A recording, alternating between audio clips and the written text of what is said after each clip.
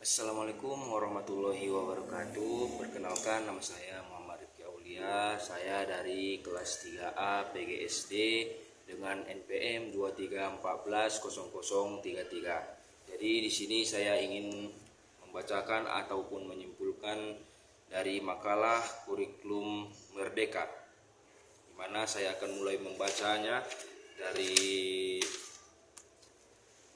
bab 2. Itu yang pertama adalah tujuan kurikulum Merdeka, di mana kurikulum Merdeka memiliki tujuan untuk mewujudkan pembelajaran yang bermakna dan efektif dalam meningkatkan keimanan, ketakwaan kepada Tuhan Yang Maha Esa dan akhlak mulia, serta menghubungkan cipta, rasa, dan karsa peserta didik sebagai pelajar sepanjang hayat yang berkarakter Pancasila. Dalam hal ini, konsep belajar sepanjang hayat yang berkarakter Pancasila diwujudkan atau diuraikan dalam profil pelajar Pancasila. Rumusan profil pelajar Pancasila sejatinya mendasarkan pada pertimbangan terjadinya perubahan dalam konteks global yang harus direspons, termasuk terkait dunia kerja, perubahan sosial, budaya, dan politik, dan adanya kepentingan nasional terkait dengan budaya, bangsa, nasionalisme, dan agenda pembangunan nasional yang merupakan amanat dari Undang-Undang Dasar 1945 dan Pancasila. Kemudian dalam pembukaan Undang-Undang Dasar 1945 tertulis cita-cita bangsa Indonesia yang menjadi arah kebijakan pemerintah, termasuk kebijakan untuk dunia pendidikan, yaitu melindungi segenap bangsa Indonesia dan seluruh tumpah darah Indonesia, dan untuk memajukan kesejahteraan umum, mencerdaskan kehidupan bangsa, dan ikut melaksanakan ketertiban dunia yang berdasarkan kepada kemerdekaan, perdamaian abadi, dan keadilan sosial. Tujuan tersebut dengan demikian mengarahkan agar pendidikan mampu menyiapkan peserta didik menjadi warga negara Indonesia sekaligus warga negara dunia yang mampu menjaga dan mengembangkan warisan budaya bangsa dan terdorong untuk berkontribusi aktif dalam memajukan kesejahteraan dalam lingkup nasional maupun global.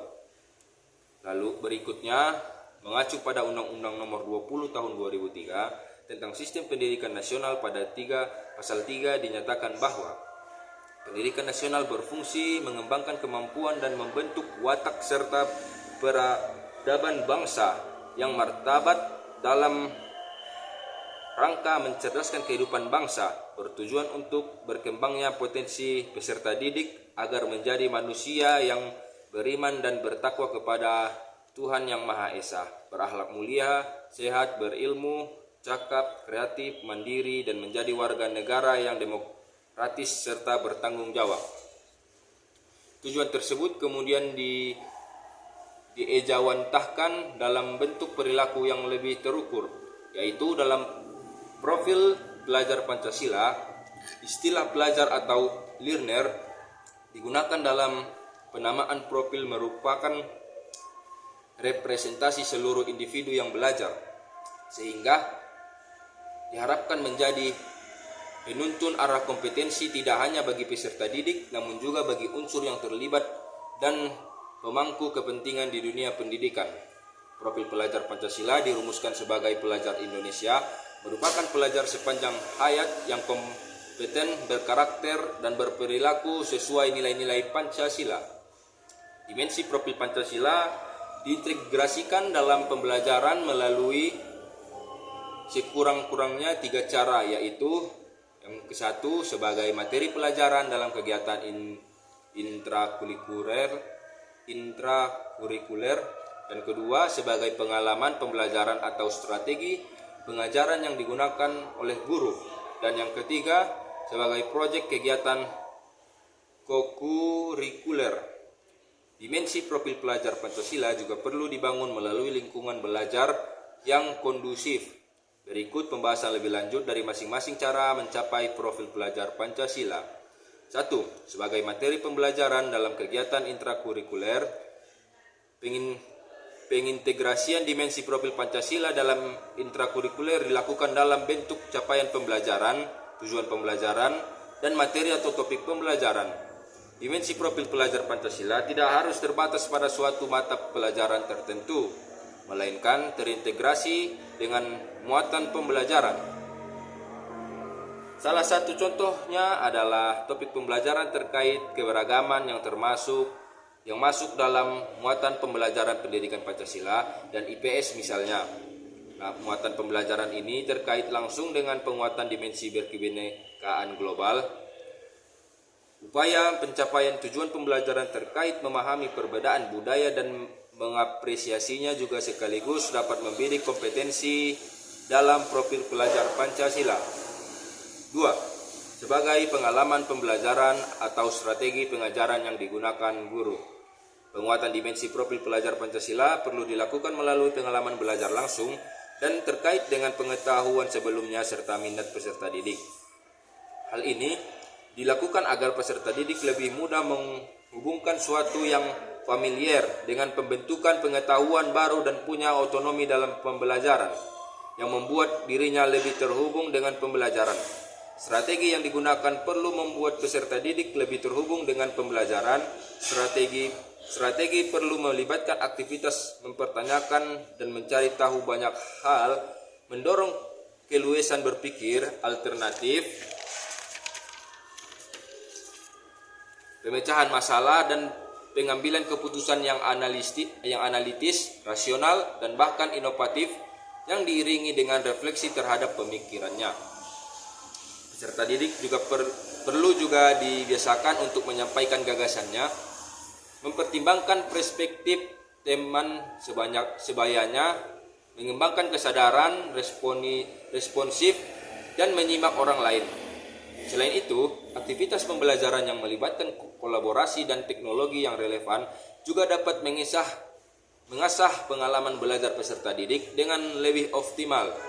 Pendekatan pembelajaran inquiry dapat mendukung terbangunnya kemampuan ini.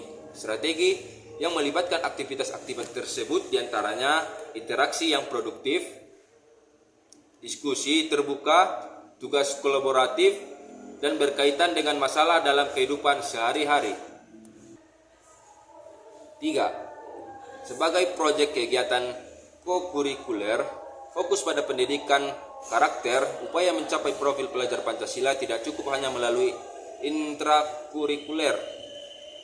Seperti yang ditemukan dari hasil evaluasi bahwa banyaknya materi pelajaran yang perlu dipelajari peserta didik membuat kurangnya waktu untuk mencapai kedalaman sebuah kompetensi. Begitu pula dengan internalisasi karakter, sehingga dianalisis diperlukan alokasi waktu khusus di mana peserta didik memiliki waktu untuk mengeksplorasi dan mengasah kepekaan terhadap isu lingkungan sekitarnya, tanpa adanya beban materi bidang pengetahuan yang perlu dikuasai. Sebaliknya, dengan mendalami isu kontekstual tersebut, peserta didik mengidentifikasi kompetensi apa yang perlu ia miliki untuk dapat memberikan pendapat alternatif pemecahan masalah atau aksi yang dapat dilakukan, sehingga kepemilikan terhadap pembelajaran dialami oleh peserta didik dan pembelajaran pun relevan bagi kehidupan peserta didik. Oleh karena itu, untuk mencapai dimensi profil pelajar Pancasila disediakan waktu khusus melalui kegiatan kokurikuler yang diwujudkan dalam proyek penguatan profil pelajar Pancasila. Dalam proyek penguatan profil pelajar Pancasila, penguatan kompetensi dan karakter dikuatkan melalui eksplorasi isu prioritas nasional, pembangunan berkelanjutan, dan yang relevan di lingkungan peserta didik. Kemudian B.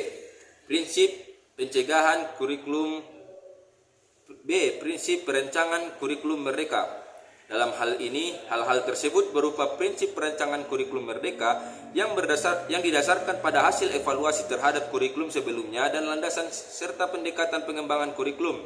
Prinsip-prinsip pencegahan kurikulum sangat banyak, namun agar lebih mudah untuk dipahami, dalam konteks kurikulum merdeka terdapat 3 prinsip pencegahan perancangan kurikulum merdeka yang dirumuskan, yaitu 1.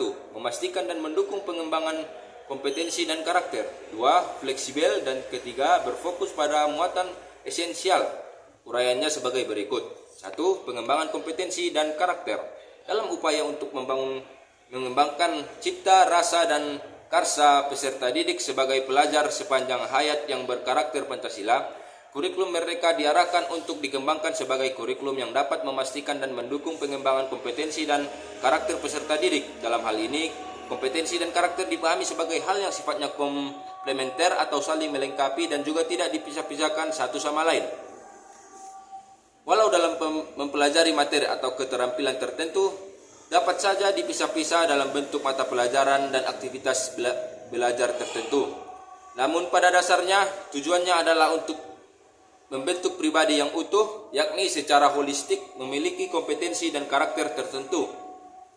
Dalam pengembangan kurikulum Merdeka, literasi dan numerasi menjadi salah satu perhatian utama. Literasi didefinisikan sebagai kemampuan peserta didik dalam memahami, menggunakan, mengevaluasi, merefleksikan berbagai jenis teks untuk menyelesaikan masalah dan mengembangkan kapasitas individu sebagai warga Indonesia dan warga dunia agar dapat berkontribusi secara produktif di masyarakat. Sementara itu, numerasi didefinisikan sebagai kemampuan peserta didik dalam berpikir menggunakan konsep, prosedur, fakta, dan alat matematika untuk menyelesaikan masalah sehari-hari pada berbagai jenis konteks yang relevan untuk individu sebagai warga negara Indonesia dan dunia.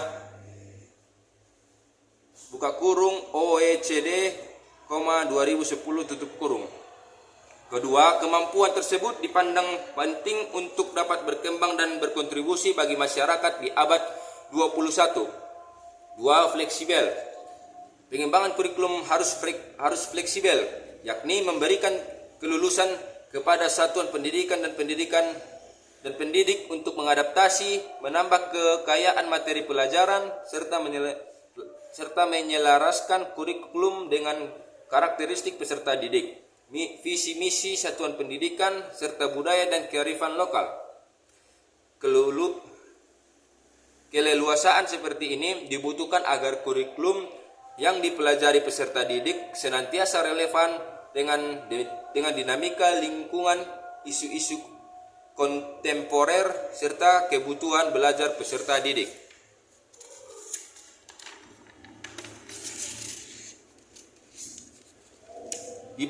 Di berbagai negara, fleksibilitas menjadi arah reformasi kebijakan kurikulum saat ini. Tujuannya terutama untuk menjadikan kurikulum lebih relevan dan siap merespons dinamika lingkungan dan beragam perubahan, serta untuk memberikan ruang pembelajaran sesuai dengan konteks lokal dan kebutuhan peserta didik. Buka kurung OECD, 2020A tutup kurung titik. Di beberapa negara, fleksibilitas bahkan menjadi tujuan utama dilakukannya perubahan kurikulum. Di Inggris, strategi utama untuk membuat kurikulum lebih fleksibel adalah dengan mengubah aturan-aturan yang spesifik dan mengikat menjadi panduan-panduan yang sifatnya hanya menganjurkan, bukan mewajibkan sekolah atau guru untuk mengikuti arahan. Dengan demikian, kurikulum yang sentralistik dengan menggunakan paradigma satu ukuran untuk semua atau one size fits all mulai ditinggalkan. Strategi serupa diterapkan dalam perancangan kurikulum Merdeka. Petunjuk teknis mulai digantikan dengan paduan yang lebih fokus pada prinsip-prinsip implementasi yang tidak terlalu teknis. Panduan juga dirancang sedemikian rupa agar tidak mengarahkan guru untuk mengikuti satu cara yang disampaikan oleh pemerintah pusat. Selain panduan, beragam contoh-contoh produk berkaitan dengan pembelajaran juga disediakan. Misalnya contoh alur tujuan pembelajaran, modul ajar, dan modul proyek penguatan profil pelajar Pancasila. Hal ini bertujuan untuk membantu guru dalam mengimplementasikan kurikulum. Contoh-contoh harapnya tidak dipahami sebagai sesuatu yang harus diikuti, melainkan sebagai inspirasi untuk guru mengembangkan sendiri sesuai dengan konteks mereka. Contoh-contoh yang diberikan juga lebih dari satu, sehingga tidak memberikan kesan bahwa satuan pendidikan dan guru di seluruh Indonesia perlu mengikuti satu contoh tersebut. Dengan demikian, fleksibilitas kurikulum akan makin terlihat jelas bagi satuan pendidikan dan guru. Fleksibilitas juga menjadi prinsip dalam implementasi kurikulum. Menyadari keberagaman satuan pendidikan di Indonesia, implementasi kurikulum tidak akan dipaksakan dan berlaku sama untuk semua sekolah. Tingkat kesiapan satuan pendidikan untuk mengimplementasikan kurikulum berbeda-beda, dan masing-masing membutuhkan dukungan termasuk waktu yang berbeda untuk menyiapkan diri dalam menggunakan kurikulum ini. Oleh karena itu, implementasi dirancang sebagai suatu tahapan belajar. Pemerintah merancang tahapan-tahapan implementasi yang dapat digunakan satuan pendidikan sebagai acuan bagaimana mereka mulai mengimplementasikan kurikulum secara bertahap sesuai dengan kapasitas yang mereka miliki. Baiklah, sekian video yang dapat saya buat. Di sini saya mengucapkan terima kasih kepada Ibu dosen pengampu, Ibu Monica Teresia MPD yang telah memberikan tugas ini kepada saya, dan saya pamit undur diri. Assalamualaikum warahmatullahi wabarakatuh. See you next time.